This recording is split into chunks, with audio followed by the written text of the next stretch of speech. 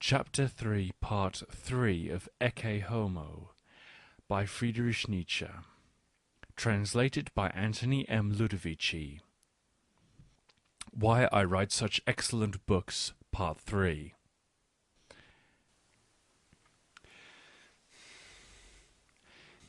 Beyond Good and Evil. The Prelude to a Philosophy of the Future. 1. My work for the years that followed was prescribed as distinctly as possible. Now that the yea-saying part of my life task was accomplished, there came the turn of the negative portion, both in word and deed. The transvaluation of all values that had existed hitherto, the great war, the conjuring up of the day when the fatal outcome of the struggle would be decided. Meanwhile, I had slowly to look about me for my peers, for those who, out of strength, would proffer me a helping hand in my work of destruction. From that time onward, all my writings are so much bait. Maybe I understand as much about fishing as most people? If nothing was caught, it was not I who was at fault. There were no fish to come and bite.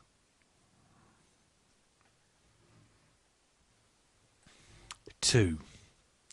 In all its essential points, this book, 1886, is a criticism of modernity. Embracing the modern sciences, arts, even politics, together with certain indications as to a type which would be the reverse of modern man, or as little like him as possible, a noble and yea-saying type. In this last respect the book is a school for gentlemen, the term gentleman being understood here in a much more spiritual and radical sense than it has implied hitherto. All those things of which the age is proud, as, for instance, far-famed objectivity, sympathy with all that suffers, the historical sense, with its subjection to foreign tastes, with its lying in the dust before petit fait, and the rage for science, are shown to be the contradiction of the type recommended, and are regarded as almost ill-bred. If you remember that this book follows upon Zarathustra, you may possibly guess to what system of diet it owes its life. The eye which, owing to tremendous constraint, has become accustomed to see at a great distance. Zarathustra is even more far-sighted than the Tsar, is here forced to focus sharply that which is close at hand, the present time, the things that lie about him. In all the aphorisms, and more particularly in the form of this book, the reader will find the same voluntary turning away from those instincts which made Zarathustra a possible feat. Refinement in form, in aspiration, and in the art of keeping silent are more or less obvious qualities. Psychology is handled with deliberate hardness and cruelty. The whole book does not contain one single good-natured word. All this sort of thing refreshes a man. Who can guess the kind of recreation that is necessary after such an expenditure of goodness as is to be found in Zarathustra? From a theological standpoint, now pay ye heed. For it is but on rare occasions that I speak as a theologian. It was God himself who, at the end of his great work, coiled himself up in the form of a serpent at the foot of the tree of knowledge. It was thus that he recovered from being a god. He had made everything too beautiful. The devil is simply God's moment of idleness on that seventh day. The genealogy of morals, a polemic. The three essays which constitute this genealogy are, as regards expression aspiration, and the art of the unexpected, perhaps the most curious things that have ever been written. Dionysus, as you know, is also the god of darkness.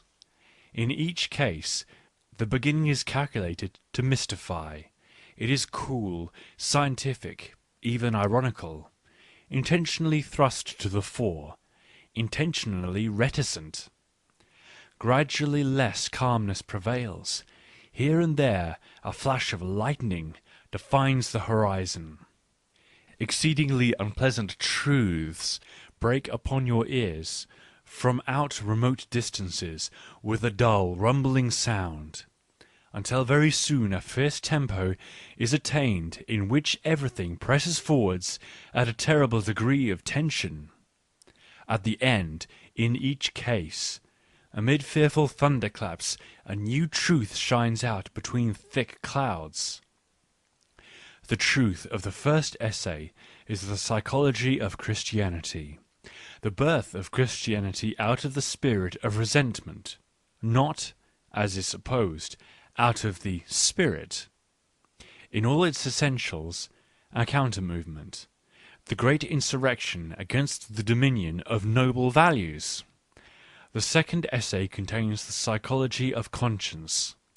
This is not, as you may believe, the voice of God in man. It is the instinct of cruelty, which turns inwards once it is unable to discharge itself outwardly. Cruelty is here exposed for the first time as one of the oldest and most indispensable elements in the foundation of culture. The third essay replies to the question as to the origin of the formidable power of the ascetic ideal, of the priest ideal, despite the fact that this ideal is essentially detrimental, that it is a will to non-entity and to decadence. Reply: it flourished not because God was active behind the priests, as is generally believed, but because it was a faute de mieux, from the fact that hitherto it has been the only ideal and has had no competitors. For man prefers to aspire to non-entity than not to aspire at all. But above all, until the time of Zarathustra, there was no such thing as a counter-ideal. You have understood my meaning. 3 decisive overtures on the part of a psychologist to a transvaluation of all values. This book contains the first psychology of the priest. The Twilight of the Idols. How to Philosophize with the Hammer. 1. This work, which covers scarcely 150 pages, with its cheerful and fateful tone, like a laughing demon, and the production of which occupied so few days that I hesitate to give their number, is altogether an exception among books. There is no work more rich in substance, more independent, more upsetting, more wicked. If anyone should desire to obtain a rapid sketch of how everything before my time was standing on its head, he should begin reading me in this book. That which is called idols on the title page is simply the old truth that has been believed in hitherto. In plain English, the twilight of the idols means that the old truth is on its last legs. 2. There is no reality, no ideality, which has not been touched in this book. Touched? What a cautious euphemism! Not only the eternal idols, but also the youngest, that is to say, the most senile, modern ideas, for instance. A strong wind blows between the trees, and in all directions fall the fruit. The truths. There is a waste of an all too rich autumn in this book. You trip over truths. You even crush some to death. There are too many of them. Those things that you can grasp, however, are quite unquestionable. There are irrevocable decrees. I alone have the criterion of truths in my possession. I alone can decide. It would seem as if a second consciousness had grown up in me, as if the life-will in me had thrown a light upon the downward path along which it has been running throughout the ages. The downward path. Hitherto this has been called the road to truth. All obscure impulse, darkness and dismay, is at an end. The good man was precisely he who was least aware of the proper way. Translator's footnote. A witty reference to Goethe's well-known passage in the prologue to Faust. A good man, though in darkness and dismay, may still be conscious of the proper way. The words are spoken by the Lord. End translator's note. And, speaking in all earnestness, no one before me knew the proper way, the way upwards. Only after my time could men once more find hope, life tasks, and roads mapped out that lead to culture. I am the joyful harbinger of this culture. On this account alone I am also a fatality. 3. Immediately after the completion of the above-named work, and without letting even one day go by, I tackled the formidable task of the transvaluation with a supreme feeling of pride which nothing could equal. And, certain at each moment of my immortality, I cut sign after sign upon tablets of brass with the sureness of fate. The preface came into being on the 3rd of September 1888. When, after having written it down, I went out into the open that morning, I was greeted by the most beautiful day I had ever seen in the Upper Engadine. Clear, glowing with colour, and presenting all the contrasts and all the intermediary gradations between ice and the south. I left Sils Maria only on the 20th of September. I had been forced to delay my departure owing to floods, and I was very soon, and for some days, the only visitor in this wonderful spot, on which my gratitude bestows the gift of an immortal name. After a journey that was full of incidents, and not without danger to life, as for instance at Como, which was flooded when I reached it in the dead of night, I got to Turin on the afternoon of the 21st.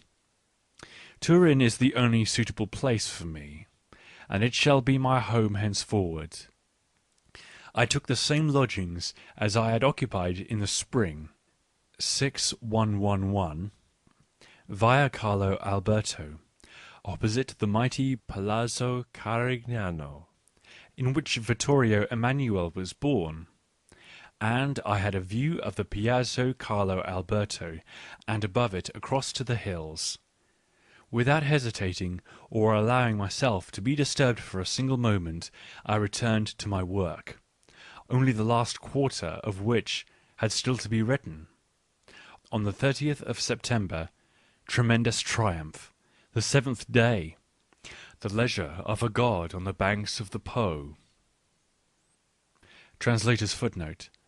There is a wonderful promenade along the banks of the Po, for which Turin is famous, and of which Nietzsche was particularly fond. End translator's note. On the same day, I wrote the preface to The Twilight of the Idols, the correction of the proofs of which provided me with recreation during the month of September. Never in my life have I experienced such an autumn. Nor had I ever imagined that such things were possible on earth. A Claude Lorrain extended to infinity, each day equal to the last in its wild perfection.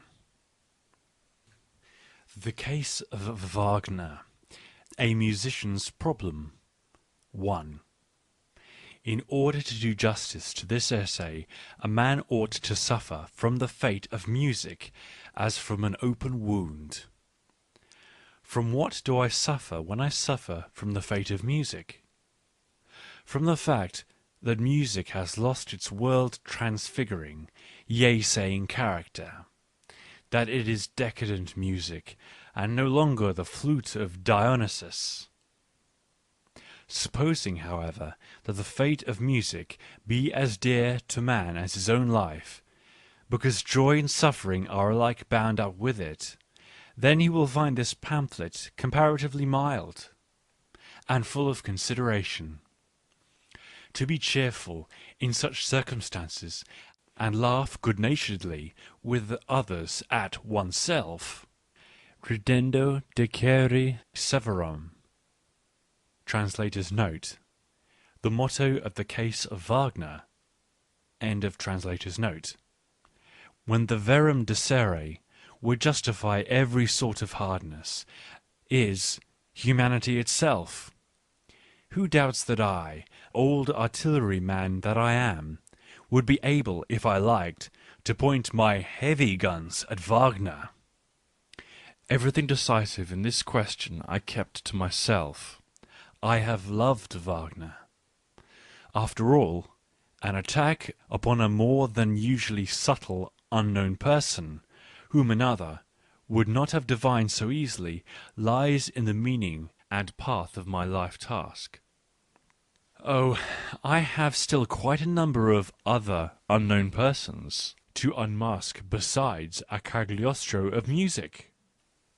Above all, I have to direct an attack against the German people, who, in matters of the spirit, grow every day more indolent, poorer in instincts, and more honest, who, with an appetite for which they are to be envied, continue to diet themselves on contradictions and gulp down faith in company with science. Christian love together with anti-Semitism, and the will to power, to the empire, dished up with the gospel of the humble, without showing the slightest signs of indigestion. Fancy this absence of party feeling in the presence of opposites. Fancy this gastric neutrality and disinterestedness. Behold this sense of justice in the German palate, which can grant equal rights to all, which finds everything tasteful. Without a shadow of a doubt, the Germans are idealists. When I was last in Germany, I found German tastes striving to grant Wagner and the trumpeter of Säckingen equal rights. Translator's footnote. An opera by Nessler, which was all the rage in Germany 20 years ago. End translator's note.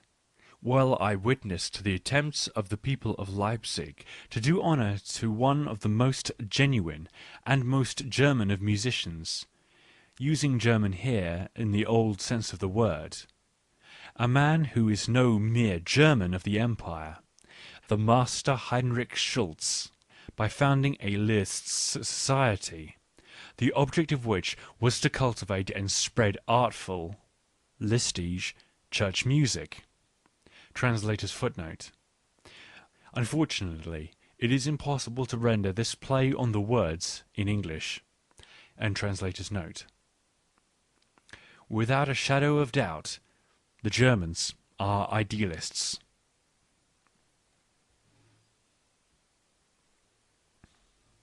Two. But here, nothing shall stop me from being rude, and from telling the Germans one or two unpleasant home truths. Who else would do it if I did not? I refer to their laxity in matters historical. Not only have the Germans entirely lost the breadth of vision which enables one to grasp the course of culture and the values of culture, not only are they one and all political, or church, puppets, but they have also actually put a ban upon this very breadth of vision. A man must first and foremost be German, he must belong to the race. Then only can he pass judgment upon all values and lack of values in history. Then only can he establish them. To be German is in itself an argument. Germany, Germany above all, is a principle. Translator's note: the German national song, Deutschland, Deutschland über alles. And translator's note: the Germans stand for the moral order of the universe in history. Compared with the Roman Empire, they are the upholders of freedom. Compared with the 18th century, they are the restorers of morality, of the categorical imperative. There is such a thing as the writing of history according to the lights of Imperial Germany. There is, I fear, anti-Semitic history. There is also history written with an eye to the court, and Herr von Treitschke is not ashamed of himself. Quite recently, an idiotic opinion in Historicus, an observation of Fischer, the Swabian aesthete, since happily deceased, made the round of the German newspapers as a truth to which every German must assent. The observation was this: the Renaissance and the Reformation only together constitute a whole, the aesthetic rebirth and the moral rebirth. When I listen to such things I lose all patience, and I feel inclined, I even feel it my duty to tell the Germans, for once in a way, all that they have on their conscience. Every great crime against culture for the last 4 centuries lies on their conscience. And always for the same reason, always owing to their bottomless cowardice in the face of reality, which is also cowardice in the face of truth, always owing to the love of falsehood, which has become almost instinctive in them, in short, idealism. It was the Germans who caused Europe to lose the fruits, the whole meaning of her last period of greatness, the period of the Renaissance. At a moment when a higher order of values, values that were noble, that said yea to life, and that guaranteed a future, had succeeded in triumphing over the opposite values, the values of degeneration, in the very seat of Christianity itself, and even in the hearts of those sitting there. Luther, that cursed monk, not only restored the Church, but, what was 1,000 times worse, restored Christianity, and at a time too when it lay defeated. Christianity, the denial of the will to live, exalted to a religion. Luther was an impossible monk who, thanks to his own impossibility, attacked the Church, and in doing so restored it. Catholics would be perfectly justified in celebrating feasts in honour of Luther, and in producing festival plays in his honour. Translator's note: ever since the year 1617, such plays have been produced by the Protestants of Germany. End translator's note. Luther and the rebirth of morality. May all psychology go to the devil. Without a shadow of a doubt, the Germans are idealists. On 2 occasions when, at the cost of enormous courage and self-control, an upright, unequivocal, and perfectly scientific attitude of mind had been attained, the Germans were able to discover backstairs leading down to the old ideal again, compromises between truth and the ideal, and, in short, formulae for the right to reject science and to perpetrate falsehoods. Leibniz and Kant. These 2 great breaks upon the intellectual honesty of Europe. Finally, at a moment when there appeared on the bridge that spanned 2 centuries of decadence a superior force of genius and will which was strong enough to consolidate Europe and to convert it into a political and economic unit, with the object of ruling the world, the Germans, with their wars of independence, robbed Europe of the significance, the marvellous significance of Napoleon's life, and in doing so they laid on their conscience everything that followed, everything that exists today. This sickliness and want of reason which is most opposed to culture, and which is called nationalism, this nevrosa nationale, from which Europe is suffering acutely, this eternal subdivision of Europe into petty states with politics on a municipal scale. They have robbed Europe itself of its significance, of its reason, and have stuffed it into a cul-de-sac. Is there anyone except me who knows the way out of this cul-de-sac? Does anyone except me know of an aspiration which would be great enough to bind the peoples of Europe once more together? 3. And after all, why should I not express my suspicions? In my case too, the Germans will attempt to make a great fate give birth merely to a mouse. Up to the present, they have compromised themselves with me. I doubt whether the future will improve them. Alas, how happy I should be to prove a false prophet in this matter. My natural readers and listeners are already Russians, Scandinavians, and Frenchmen. Will they always be the same? In the history of knowledge, Germans are represented only by doubtful names. They have been able to produce only unconscious swindlers. This word applies to Fichte, Schelling, Schopenhauer, Hegel, and Schleiermacher, just as well as to Kant or Leibniz. They were all merely Schleiermachers. A translator's footnote. Schleiermacher literally means a weaver or maker of veils. End translator's note. The Germans must not have the honour of seeing the first upright intellect in the history of intellects, that intellect in which truth ultimately got the better of the fraud of 4,000 years, reckoned as one with the German intellect.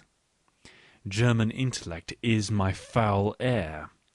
I breathe with difficulty in the neighbourhood of this psychological uncleanliness that has now become instinctive, an uncleanliness which in every word and expression betrays a German. They have never undergone a 17th century of hard self-examination, as the French have. A La Rochefoucauld, a Descartes, are 1,000 times more upright than the very first among Germans. The latter have not yet had any psychologists. But psychology is almost the standard of measurement for the cleanliness or uncleanliness of a race. For if a man is not even clean, how can he be deep? The Germans are like women. You can scarcely ever fathom their depths. They haven't any, and that's the end of it.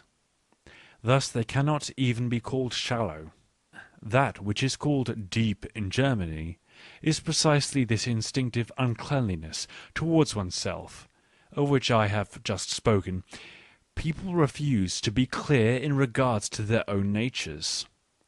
Might I be allowed, perhaps, to suggest the word German as an international epithet denoting this psychological depravity? At the moment of writing, for instance, the German Emperor is declaring it to be his Christian duty to liberate the slaves in Africa. Among us Europeans, then, this would be called simply German. Have the Germans ever produced even a book that had depth? They are lacking in the mere idea of what constitutes a book. I have known scholars who thought that Kant was deep. At the court of Prussia, I fear that Herr von Treitschke is regarded as deep. And when I happen to praise Sandhal as a deep psychologist, I have often been compelled, in the company of German university professors, to spell his name aloud. 4. And why should I not proceed to the end? I am fond of clearing the air. It is even part of my ambition to be considered as essentially a despiser of Germans. I expressed my suspicions of the German character even at the age of 26. See Thoughts Out of Season, Volume 2, pages 164 to 165. To my mind, the Germans are impossible. When I try to think of the kind of man who is opposed to me in all my instincts, my mental image takes the form of a German. The first thing I ask myself when I begin analysing a man is whether he has a feeling for distance in him, whether he sees rank, gradation, and order everywhere between man and man, whether he makes distinctions. For this is what constitutes a gentleman. Otherwise, he belongs hopelessly to that open-hearted, open-minded, alas, and always very good-natured species, la canaille. But the Germans are canaille. Alas, they are so good-natured, a man lowers himself by frequenting the society of Germans. The German places everyone on an equal footing. With the exception of my intercourse with one or two artists, and above all with Richard Wagner, I cannot say that I have spent one pleasant hour with Germans. Suppose, for one moment, that the profoundest spirit of all ages were to appear among Germans, then one of the saviours of the capital would be sure to arise and declare that his own ugly soul was just as great. I can no longer abide this race, with which a man is always in bad company, which has no idea of nuances. Woe to me! I am a nuance! And which has not esprit in its feet, and cannot even walk withal. In short, the Germans have no feet at all. They simply have legs. The Germans have not the faintest idea of how vulgar they are, but this in itself is the acme of vulgarity. They are not even ashamed of being merely Germans. They will have their say in everything. They regard themselves as fit to decide all questions. I even fear that they have decided about me. My whole life is essentially a proof of this remark. In vain have I sought among them for a sign of tact and delicacy towards myself. Among Jews I did indeed find it, but not among Germans. I am so constituted as to be gentle and kindly to everyone. I have the right not to draw distinctions. But this does not prevent my eyes from being open. I accept no one, and least of all my friends. I only trust that this has not prejudiced my reputation for humanity among them. There are 5 or 6 things which I have always made points of honour, albeit the truth remains that, for many years, I have considered almost every letter that has reached me as a piece of cynicism. There is more cynicism in an attitude of goodwill towards me than any sort of hatred. I tell every friend to his face that he has never thought it worth his while to study any one of my writings. From the slightest hints, I gather that they do not even know what lies hidden in my books. And with regard even to my Zarathustra, which of my friends would have seen more in it than a piece of unwarrantable, though fortunately harmless, arrogance? 10 years have elapsed, and no one has yet felt it a duty to his conscience to defend my name against the absurd silence beneath which it has been entombed. It was a foreigner, a Dane, who first showed sufficient keenness of instinct and courage to do this, and who protested indignantly against my so-called friends. At what German university today would such lectures on my philosophy be possible as those which Dr. Brandes delivered last spring in Copenhagen, thus proving once more his right to the title psychologist? For my part, these things have never caused me any pain. That which is necessary does not offend me. Amor fati is the core of my nature. This, however, does not alter the fact that I love irony, and even world historic irony. And thus, about 2 years before hurling the destructive thunderbolt of the transvaluation, which will send the whole of civilization into convulsions, I sent my case of Wagner out into the world. The Germans were given the chance of blundering and immortalizing their stupidity once more on my account. And they still have just enough time to do it in. And have they fallen in with my plans? Admirably, my dear Germans. Allow me to congratulate you. End of Why I Write Such Excellent Books, Part 3.